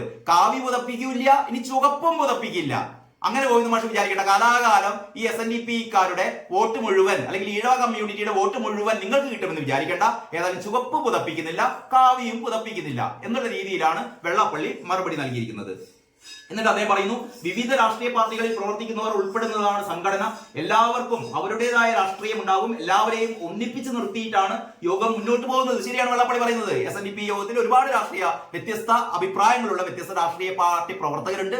അവര് അവരുടേതായ രീതിയിലാണ് കാര്യങ്ങൾ ചെയ്യുന്നത്. അപ്പൊ സ്വാഭാവികമായും ഇത്തവണ വോട്ടുകൾ ഇടതുപക്ഷത്തിന് വോട്ട് കിട്ടിയില്ല. കാരണം എന്ന് പറഞ്ഞാൽ ഇവരുടെ ഈ പറയുന്ന പറഞ്ഞല്ലോ, ഈ കെട്ടിട നികുതി പെർമിറ്റ് ഫീസൊക്കെ ഇപ്പൊ കുറച്ചത്, മാവേലി സ്റ്റോറില് സാധനങ്ങൾ ഇല്ലാത്തത്, സിവിൽ സപ്ലൈസ് കാലിയായത്, ഈ ക്ഷേമ പെൻഷനുകൾ കൊടുക്കാത്തത്, ഈ പറയുന്ന മുഖ്യമന്ത്രിയുടെ ധാർഷ്ട്യം, ഇത്തരത്തിലുള്ള ഒരുപാട് ഫാക്ടർ കൊണ്ട് ഈ ആൾക്കാർ മുഴുവനും, അല്ലെങ്കിൽ ഈ കാലാകാലങ്ങളായി ഇടതുപക്ഷത്തിന് വോട്ട് ചെയ്തിരുന്ന ആൾക്കാരൊക്കെ ഇപ്രാവശ്യം ഇടതുപക്ഷത്തിന് വോട്ട് ചെയ്തില്ല. അതാണ് സംഭവിച്ചത്. അതിന് SNDP യോഗം കാവി ാണ് എന്ന് പറഞ്ഞിട്ട് കാര്യമില്ല. അവർ BJP-യിലേക്ക് പോയി. നിങ്ങളുടെ പ്രീണനം, മുസ്ലിം പ്രീണനം കൊണ്ട് കുറെ ആൾക്കാർ, ഈ ഹൈന്ദവ കമ്മ്യൂണിറ്റി മാത്രമല്ല, എന്ന് പറഞ്ഞാൽ ഈഴവ കമ്മ്യൂണിറ്റി മാത്രമല്ല, ക്രിസ്ത്യൻ സമൂഹവും കുറെ വോട്ട് മാറി ചെയ്തു. ഇടതുപക്ഷത്തിന് ചെയ്യുന്ന വോട്ടുകൾ മാറി. കാരണം എന്ന് പറഞ്ഞാൽ നിങ്ങളുടെ മുഖം നന്നല്ലാത്തതിന് കണ്ണാടി കുത്തിപ്പൊട്ടിച്ചിട്ട് കാര്യമില്ല. കഴിഞ്ഞ ദിവസം വെള്ളാപ്പള്ളി പറഞ്ഞ ആ ഭാഗം ഞാൻ ഒന്നുകൂടി ആവർത്തിക്കുകയാണ്. കടപ്പുറത്തുനിന്ന് കാള കുത്തിയതിന് വീട്ടിൽ പോയി കണ്ട അമ്മനെ തല്ലേണ്ട കാര്യമില്ല. ഇതാണ് വെള്ളാപ്പള്ളി കഴിഞ്ഞ 1, 2, 3, 4 യോഗങ്ങളിൽ വെള്ളാപ്പള്ളി തുടർച്ചയായി പറഞ്ഞുകൊണ്ടിരിക്കുന്ന കാര്യമാണ്. പിന്നെ അടുത്തത് അരവിന്ദ് ബാബുവിന്റെ ഒരു സ്പെഷ്യൽ സ്റ്റോറിയാണ്. CPM-ന്റെ തിരുത്തലിൽ സർക്കാർ മുഖം മിനുക്കുന്നു. CPM തിരുത്താൻ തുടങ്ങിയിരിക്കുന്നു, സർക്കാർ മുഖം മിനുക്കാൻ തുടങ്ങിയിരിക്കുന്നു. അതിന്റെ ആദ്യപടിയാണ് ഈ കെട്ടിട നിർമ്മാണ ഫീസ് ഇങ്ങനെ കുറച്ചത്.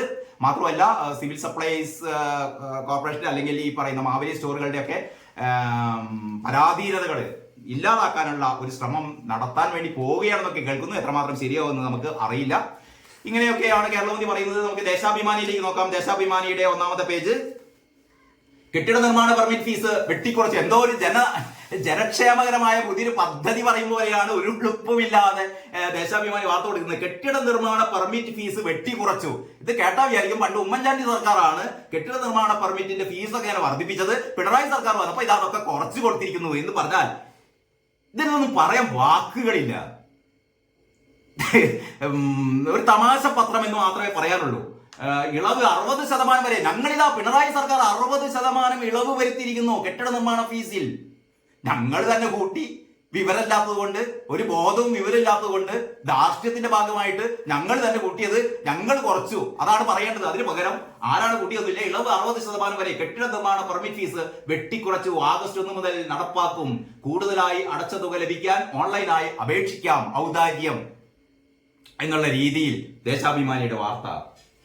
നേപ്പാളിൽ വിമാനം തകർന്ന് 18 മരണം എന്നുള്ളതാണ് അടുത്ത വലിയ സ്റ്റോറി. നീതി ആയോഗ് യോഗം ഇന്ത്യ കൂട്ടായ്മ മുഖ്യമന്ത്രിമാർ ബഹിഷ്കരിക്കും. കാരണം ബജറ്റിന്റെ അവഗണന പറയുന്നു. ഇതാ ആ പടം. നമ്മുടെ പാവം രാധാകൃഷ്ണൻ നടുവിലാണ്. രാധാകൃഷ്ണനെ ഞെരുക്കി ഒന്നുമില്ലാത്ത രീതിയിലാക്കിയിട്ടുണ്ട്. കേരളത്തിനായി ഒന്നിച്ച് കേന്ദ്ര ബജറ്റിലെ അവഗണനയ്ക്കെതിരെ കേരളത്തിൽ നിന്നുള്ള MP-മാർ പാർലമെന്റിന്റെ കവാടത്തിന് മുന്നിൽ പ്രതിഷേധിക്കുന്നു എന്ന ഒരു വലിയ ഫോട്ടോ ആണ് കൊടുത്തിട്ടുള്ളത്. ഹേമ കമ്മീഷൻ റിപ്പോർട്ട് പുറത്തുവിടുന്നതിന് സ്റ്റേ തുടങ്ങിയ വാർത്തകളും ദേശാഭിമാനിയുടെ 1-ാം പേരുണ്ട്. ട്രക്ക് കണ്ടെത്തി ഇന്ന് അർജുൻ അടുത്തേക്ക് എന്ന് പറയുന്ന വാർത്ത താഴെ ഒരു ബോട്ടം ബാറായിട്ടാണ് കൊടുത്തത്. ഇങ്ങനെ കൊടുത്താൽ പോരായിരുന്നു. അത് ദേശാഭിമാനിക്ക് അതിലൊന്നും വലിയ റോളില്ലല്ലോ. ഈ കഴിഞ്ഞ ദിവസം ഇതുകൂടി ഒന്ന് കാണണം. ഈ കഴിഞ്ഞ ദിവസത്തെ ഞാനിവിടെ എടുത്തു വെച്ചിരുന്നു. അതാ 23-ാം തീയതി, ഇന്ന് 25, ഇന്നലെ മെനയാന്നത്തെ ദേശാഭിമാനിയുടെ 1-ാം പേജാണ്. ഇതുകൂടി ഒന്ന് എന്റെ പ്രിയപ്പെട്ട പ്രേക്ഷകർ ഇതൊന്ന് കാണണം. 23-ാം തീയതി ദേശാഭിമാനിയുടെ 1-ാമത്തെ പേജാണ്. സൈന്യം പിന്മാറുന്നു. കേൾക്കണം നിങ്ങൾ. അതായത് ഈ അർജുന് വേണ്ടിയുള്ള തിരച്ചിൽ നിന്ന് സൈന്യം പിന്മാറി പോവുകയാണ്. ഇനി സൈന്യം ഇല്ല, ഞങ്ങൾ പോവുകയാണെന്ന് പറഞ്ഞിട്ട് സൈന്യം പോകുന്നു എന്നുള്ള രീതിയിലുള്ള, ഞാൻ അന്ന് തന്നെ ഈ പത്രാവലോകനം നടത്തുമ്പോൾ ഈ പറയുന്ന ഹെഡിങ്ങിനെ കുറിച്ച് ഞാൻ പറഞ്ഞിരുന്നു. ഈ പറയുന്ന സ്റ്റോറിയെ കുറിച്ച് പറഞ്ഞിരുന്നു. ഇന്ത്യൻ സൈന്യത്തെ അപകീർത്തിപ്പെടുത്തുന്ന, അല്ലെങ്കിൽ കേന്ദ്രത്തെ അപകീർത്തിപ്പെടുത്തുന്ന, എവിടെയൊക്കെ കിട്ടാവുന്ന സ്ഥലത്ത് മുഴുവനും ഇത്തരത്തിൽപ്പെട്ട നെറികെട്ട പത്രപ്രവർത്തനം എന്ന് പറയുന്നത് ഇതാണ്. സൈന്യം പിന്മാറുന്നു. ആ സൈന്യമാണ് ഇപ്പോ മുങ്ങിത്തപ്പുന്നത്. ആ സൈന്യത്തിന്റെ വിഭാഗങ്ങളാണ് ഇപ്പോൾ രക്ഷാപ്രവർത്തനം നടത്തിക്കൊണ്ടിരിക്കുന്നത്. അല്ലെങ്കിൽ അവിടെയുള്ള ദുരന്ത നിവാരണ സേനയോടൊപ്പം ചേർന്ന് പ്രവർത്തിച്ചുകൊണ്ടിരിക്കുന്നത്. സൈന്യമില്ലായിരുന്നെങ്കിൽ കാണായിരുന്നു. എന്നിട്ട് ആ സൈന്യത പോവുകയാണ്. ശരിക്കും ഈ പത്രം ഇതിന് വിശകലനം ചെയ്യാൻ പാടില്ല എന്നാണ് എനിക്ക് തോന്നുന്നത്. പക്ഷെ എന്നാലും ദേശാഭിമാനി എന്താണ് പറയുന്നതെന്ന് അറിയാൻ ആൾക്കാർക്ക് ആഗ്രഹം ഉണ്ടാകുമല്ലോ. ഇതിലെ എഡിറ്റോറിയൽ പറയുന്ന അർജുൻ അനാസ്ഥയുടെ ആഴങ്ങളിൽ, മറ്റൊരു രസകരമായ സാധനം, അർജുൻ അനാസ്ഥയുടെ ആഴങ്ങളിൽ എന്നിട്ട് പറയുന്നു, ദുരന്തമുഖത്ത് ഗോൾഡൻ അവർ എന്നൊരു സംഗതിയുണ്ട്. അപകടം നടന്ന് ആദ്യത്തെ സുവർണ നിമിഷങ്ങൾ പരമാവധി ജീവൻ രക്ഷാപ്രവർത്തനം നടത്താൻ ലഭ്യമായ എല്ലാ വിദഗ്ധ സഹായവും എത്തിക്കുക എന്നതാണ് അത്. കേരളത്തിന് അത്തരത്തിലുള്ള നിരവധി അനുഭവങ്ങൾ തൊട്ടു പറയാനുണ്ടല്ലോ. ഓഖി മുതൽ പ്രളയം വരെ, കവളപ്പാറ മുതൽ പുത്തുമല വരെ എത്രയെത്ര പ്രകൃതി ദുരന്തങ്ങൾ താണ്ടിയവരാണ് നാം. നമ്മൾ ഇതിലൊക്കെ വലിയ വിജയിച്ച ആൾക്കാരാണ് എന്നാണ് ഒരു ഉളുപ്പുമില്ലാതെ ദേശാഭിമാനി എഡിറ്റോറിയൽ എഴുതിയിരിക്കുന്നത്. ആമയിഴഞ്ഞാൻ തോടിൽ ആ പാവപ്പെട്ട മനുഷ്യരെ കൊലക്ക് കൊടുത്തിട്ട് ദിവസങ്ങളായിട്ടേ ഉള്ളൂ. എന്നിട്ട് പറയുന്നത് ഞങ്ങൾ ഇതിലൊക്കെ ഗംഭീരന്മാരാണ്, ഞങ്ങൾ ഇതിലൊക്കെ കഴിവ് തെളിയിച്ചവരാണ്. കർണാടക സർക്കാർ കോൺഗ്രസിന്റെ സർക്കാർ ആയതുകൊണ്ട് അതൊന്നും ചെയ്തില്ല. അതിന്റെ അടുത്തൊരു തമാശ ഉണ്ടായി. എന്റെ ഒരു BJP സുഹൃത്ത് പറഞ്ഞു, അത് സിദ്ധരാമയ്യ സർക്കാർ ആയത് ഏതായാലും നന്നായി. അതെങ്ങാനും കർണാടക എങ്ങാനും ഇപ്പൊ ഭരിക്കുന്നത് BJP ആയിരുന്നെങ്കിലുള്ള സ്ഥിതി നമ്മളൊന്ന് ആലോചിച്ച് നോക്കണം. കേരളം മുഴുവനും മെഴുകുതിരി കത്തിക്കല്, മോദിയുടെ കോലം കത്തിക്കല്, അമിത്ഷായുടെ കോലം കത്തിക്കല്, ആകെ ബഹളമാകുമായിരുന്നു. BJP ഇതാ നാടിനെ മുഴുവനും നശിപ്പിക്കുന്നു. ഈ പറയുന്ന അർജുന്റെ മരണത്തിന് ഉത്തരവാദികൾ മോദിയാണ്, മോദി രാജിവെക്കണം, അമിത്ഷാ രാജിവെക്കണം തുടങ്ങിയ ആ രീതിയിലുള്ള കേരളം കത്തുമായിരുന്നു. കേരളത്തിന് മുഴുവനും നിലവിളികളായിരുന്നു. പക്ഷെ ഇത് കോൺഗ്രസ് സർക്കാരാണല്ലോ, അപ്പൊ ഒത്തിരി മയത്തിലാണ് ഇവരുടെ ഒരു പെരുമാറ്റം. എന്തായാലും ഞങ്ങളുടെ മുന്നണിയിലെ സർക്കാരാണല്ലോ. അപ്പോൾ ഇങ്ങനെ ഒരു മുഖപ്രസംഗം കൂടി എഴുതിയിരിക്കുന്നു. കർണാടക കേരളത്തെ കണ്ട് പഠിക്കണം. അപ്പൊ കർണാടകത്തിൽ സിദ്ധരാമയ്യയും ആൾക്കാരൊക്കെ വരണം. അവിടെ ഏറ്റവും നല്ല രീതിയിൽ പ്രവർത്തിച്ച അവിടുത്തെ MLA ഉണ്ട്, റവന്യൂ മന്ത്രി ഗൗഡ, റവന്യൂ മന്ത്രി ഉണ്ട്, പിന്നെ MLA ഞാൻ പേര് മറന്നു. അപ്പൊ ഈ MLAയും ഈ റവന്യൂ മന്ത്രിയും ഒക്കെ വളരെ നല്ല രീതിയിൽ തന്നെയാണ് അവർ കോർഡിനേറ്റ് ചെയ്തത്. പക്ഷെ അവരുടെ ആദ്യഘട്ടത്തിലെ പ്രവർത്തനങ്ങളിൽ നേരത്തെ പറഞ്ഞ സാധനങ്ങളൊക്കെ അവിടെ ഉണ്ട്. സാധാരണ മനുഷ്യരാണ് എന്നുള്ളത് കൊണ്ടുണ്ടായ ഒരു പ്രവർത്തനത്തിൽ ഈ പറയുന്ന സൈന്യത്തൊക്കെ ആദ്യം തന്നെ എത്തിക്കേണ്ടതായിരുന്നു. അത്തരം കാര്യങ്ങളൊക്കെ ഉണ്ടെങ്കിൽ പോലും അവർ കേരളത്തിൽ വന്ന് പഠിക്കാൻ തുടങ്ങിയുള്ള അവസ്ഥ ഒന്ന് ആലോചിച്ച് നോക്കിയാട്ടെ. കേരളത്തില് ഈ ആമയെഴുന്നതോടുന്ന് ഈ പറയുന്ന ജോയിയെ രക്ഷിക്കാൻ പറ്റിയില്ല. കവളപ്പാറ ദുരന്തത്തിൽ ഇപ്പോഴും കിടക്കുന്നുണ്ട് 11 മൃതദേഹങ്ങൾ, പാവപ്പെട്ട മനുഷ്യർ എവിടെയാണെന്ന് അറിയാതെ. സോറി. അപ്പൊ ഇങ്ങനെയൊക്കെയാണ് ദേശാഭിമാനിയുടെ കഥ. ഇനി മാധ്യമം കൂടി അവസാനം നോക്കാം നമുക്ക്. മാധ്യമത്തിൽ എല്ലാ പ്രധാനപ്പെട്ട വാർത്തകളും മാധ്യമത്തിന്റെ 1-ാം പേജിലുണ്ട്. ലോറി കണ്ടെത്തി, പുഴയുടെ ആഴത്തിൽ, തെറ്റുതിരുത്തലാണ്, കെട്ടിട നിർമ്മാണ പെർമിറ്റ് ഫീസ് കുറച്ചു, തെറ്റുതിരുത്തൽ, നേപ്പാളിൽ വിമാനം തകർന്ന് 18 മരണം, ബജറ്റ് വിവേചനത്തിനെതിരെ ഇന്ത്യ, അങ്ങനെ തുടങ്ങിയ വാർത്തകളൊക്കെ 1-ാം പേജിൽ കൊടുത്തിട്ടുണ്ട്. പക്ഷെ മാധ്യമത്തിന്റെ ഞാൻ വേണ്ടാന്ന് കഴിഞ്ഞ തുടക്കം മുതൽ തന്നെ വിചാരിച്ചൊരു കാര്യമാണ്. പക്ഷേ കഴിഞ്ഞ ദിവസം ഷാജൻ സ്കറിയൊക്കെ ഒരു വീഡിയോ ചെയ്തപ്പോൾ എല്ലാവരും പറഞ്ഞു, എന്തിനാണ് പിന്നെ നമ്മൾ മാത്രം മൂടി വെക്കുന്നു വിചാരിച്ചു. ഈ പത്ര അവലോകനം നടത്തിയപ്പോൾ എന്തുകൊണ്ട് ഈ കാര്യം ചൂണ്ടിക്കാണിച്ചില്ല എന്ന് ചില സുഹൃത്തുക്കൾ എന്നോട് പറഞ്ഞു. കാരണം മാധ്യമത്തിൽ കഴിഞ്ഞ ഈ രാമായണ മാസം തുടങ്ങിയ ദിവസം മുതൽ തന്നെ ഈ രാമായണത്തെ കീറി മുറിച്ചുകൊണ്ട്, രാമായണത്തെ വികലമാക്കിക്കൊണ്ട്, രാമായണത്തിലെ പരാമർശങ്ങൾക്കൊക്കെ വേറൊരു അർത്ഥം നൽകിക്കൊണ്ടുള്ള ഒരു കോളം അതിങ്ങനെയാണ് 3-ാം പേജിൽ സ്ഥിരമായി കൊടുക്കുന്നതാണ്. ഇന്ന് എന്താ കൊടുത്തതെന്ന് വെച്ചാൽ ഡോക്ടർ TS ശ്യാംകുമാർ എന്ന് പറയുന്ന ഒരാളാണ് ഇത് എഴുതിയത് കേട്ടോ. രാമായണ സ്വരങ്ങൾ ഇന്ന് പറയുന്നത് വിശ്വാസ വൈവിധ്യങ്ങളെ കുറിച്ചാണ്. അതായത് രാമായണ മാസത്തിൽ ഒരു വലിയ സമൂഹം മുഴുവനും ശ്രീരാമനെ മനസ്സിൽ വെച്ച് ആരാധിച്ചു കൊണ്ടിരിക്കുന്ന, രാമായണം വായിച്ചു കൊണ്ടിരിക്കുന്ന ഈ പുണ്യമാസത്തിൽ രാമായണത്തിനെതിരെ, രാമായണത്തിൽ എന്തൊക്കെയാണ് രാമായണത്തിലെ അരുതായ്മകൾ അല്ലെങ്കിൽ രാമായണത്തിലെ തകരാറുകൾ എന്തൊക്കെയാണ് എന്ന് ഇവര് നോക്കുകയും അല്ലെങ്കിൽ ഇവരുടേതായ വ്യാഖ്യാനത്തിലൂടെ രാമായണത്തെ കരിവാരി തേക്കുകയും ചെയ്യുന്ന, ഒരിക്കലും ഒരു പത്രം ചെയ്യരുതാത്ത ഒരു കാര്യമാണ് ഈ രാമായണ മാസത്തിന്റെ തുടക്കം മുതൽ ഓരോ ദിവസവും മാധ്യമം ചെയ്തുകൊണ്ടിരിക്കുന്നത്. ഈ മാധ്യമത്തിൽ അങ്ങനെയാണെങ്കിൽ ഒരു ഖുർആനെ പറ്റി പറയട്ടെ. ഖുർആനിൽ എന്തൊക്കെയാണ് അപാകതകൾ ഉള്ളത്, ഖുർആനിലെ അള്ളാഹുവിന്റെയും പ്രവാചകന്റെയും നെറികെട്ട പ്രവർത്തനങ്ങൾ എന്തൊക്കെയാണ് എന്നുള്ളത് മാധ്യമത്തിന് പറയാൻ ധൈര്യമുണ്ടോ? ഇല്ല. അതിന് പകരം മറ്റൊരു സമുദായത്തിന്റെ മറ്റൊരു വിശ്വാസ സംഹിതയെ ഇങ്ങനെ ആക്രമിക്കുക. ഇത് മാന്യ പ്രേക്ഷകർ ശ്രദ്ധിക്കണം. ഇതൊക്കെ ശരിയാണോ എന്നുള്ളത് നിങ്ങളുടെ ഒരു നമുക്ക് എല്ലാറ്റിനെയും വിമർശിക്കാം, തെറ്റുകൾ ചൂണ്ടിക്കാണിക്കാം. പക്ഷേ നമ്മൾ വളരെ ഒരു ഭാഗത്ത് മാത്രം ഷംസീർ പണ്ട് പറഞ്ഞ പോലെ ഈ ഗണപതി മിത്താണ്, അതിലൊരു സംശയമില്ല. അപ്പോഴാണ് ഗോവിന്ദ മാഷ് ചോദിച്ചത്, അപ്പൊ അള്ളാഹു മിത്താണോന്ന്. അയ്യോ, അത് പറയാൻ പറ്റില്ല, അള്ളാഹു മിത്താണെന്ന് പറയാൻ പറ്റില്ല. അള്ളാഹു ഏകദൈവമാണ്, അതിനെ നമ്മൾ അങ്ങനെയൊന്നും പറയാൻ പറ്റില്ല. അപ്പൊ അള്ളാഹുവിനെ തൊടാൻ പറ്റില്ല. പക്ഷെ ഗണപതിയെ നമുക്ക് എന്ത് വേണമെങ്കിലും പറയാം. ഗണപതി പ്ലാസ്റ്റിക് സർജറി ആണെന്ന് പറയാം, മിത്താണെന്ന് പറയാം, അങ്ങനെ പലതും പറയാം. ഇനിയിപ്പോ പറയാൻ പോകുന്നത് പ്ലാസ്റ്റിക് സർജറി എന്ന് പറയുന്നത് നരേന്ദ്രമോദി ആണെന്നായിരിക്കും പറയാൻ വേണ്ടി പോകുന്നത്. നരേന്ദ്രമോദി അങ്ങനെ ആയിരുന്നില്ല പറഞ്ഞത്. നരേന്ദ്രമോദി പറഞ്ഞതിനെ വികലമായി അവതരിപ്പിക്കുകയായിരുന്നു ഇവിടുത്തെ ഇടതുപക്ഷ വ്യാഖ്യാതാക്കൾ ചെയ്തത്. അത്രമാത്രമേ പറയാനുള്ളൂ. ഞാൻ അതിലേക്ക് കൂടുതൽ പറയുന്നില്ല. ഈ മാധ്യമത്തിന്റെ ഈ കുൽസിത പ്രവർത്തനത്തിനെതിരെ കഴിഞ്ഞ ദിവസങ്ങളിൽ അത്രയും മാധ്യമം ചെയ്ത ഈ രാമായണത്തിനെതിരായ കാര്യങ്ങളെ കുറിച്ച് ഞാൻ വീഡിയോ ചെയ്യുന്നുണ്ട്. അപ്പോൾ പൂർണ്ണമായിട്ട് പറയാം. ഏതായാലും മാധ്യമത്തിന്റെ ഒരു നെറികെട്ട ഈ അപരമത വിദ്വേഷ ജ്വലിപ്പിക്കുന്നതിനുള്ള ഒരു കാര്യം ചൂണ്ടിക്കാണിച്ചു എന്ന് മാത്രമേ ഉള്ളൂ. ഞാൻ അവസാനിപ്പിക്കുകയാണ്. ഇത്രയൊക്കെയാണ് ഇന്ന് പത്രം കൊടുത്തിരിക്കുന്ന കാര്യങ്ങൾ. നമ്മളെല്ലാവരും ആകാംക്ഷയോടെ കാത്തിരിക്കുന്നത് അർജുന്റെ ബോഡി, അല്ലെങ്കിൽ ആ ലോറിക്കുള്ളിൽ അർജുൻ ഉണ്ടോ. ഏതായാലും അർജുനെ ജീവനോടെ കിട്ടും എന്നുള്ള പ്രതീക്ഷയൊന്നും നമുക്ക് തൽക്കാലം ഇല്ല. യാഥാർത്ഥ്യങ്ങൾ നമ്മൾ ഉൾക്കൊണ്ടേ തീരൂ. അപ്പോൾ അർജുന്റെ ബോഡി അവിടെ ഉണ്ടോ എന്നുള്ളത് സ്കൂബ ഡൈവേഴ്സ് മിക്കവാറും ഉച്ചയോടെ അല്ലെങ്കിൽ വൈകുന്നേരത്തോടെ നമുക്ക് അറിയാൻ പറ്റും എന്നാണ് പ്രതീക്ഷ. അതിലേക്കാണ് ഇന്നത്തെ ദിവസം. എല്ലാ കണ്ണുകളും അങ്ങോട്ടേക്കാണ്. ഏതായാലും നല്ലൊരു ദിവസം ആശംസിക്കുക എന്ന് പറയുന്നതിൽ എത്രത്തോളം അർത്ഥമുണ്ടെന്ന് എനിക്ക് തോന്നുന്നില്ല. ഏതായാലും ദുഃഖത്തിൻ്റെതായ അർജുന്റെ വിയോഗം നമ്മൾ അംഗീകരിക്കുന്നു എന്ന് പറയുന്ന ഒരു സംഭവത്തിലേക്ക് ആണ് നമ്മൾ എത്തിപ്പെടാൻ പോകുന്നതെന്ന് തോന്നുന്നു. ഏതായാലും എല്ലാവർക്കും ഒരുപാട് നന്മകൾ ആശംസിച്ചുകൊണ്ട് ഞാൻ ഇന്ന് അവസാനിപ്പിക്കട്ടെ. നമുക്ക് നാളെ വീണ്ടും കാണാം. നന്ദി, നമസ്കാരം.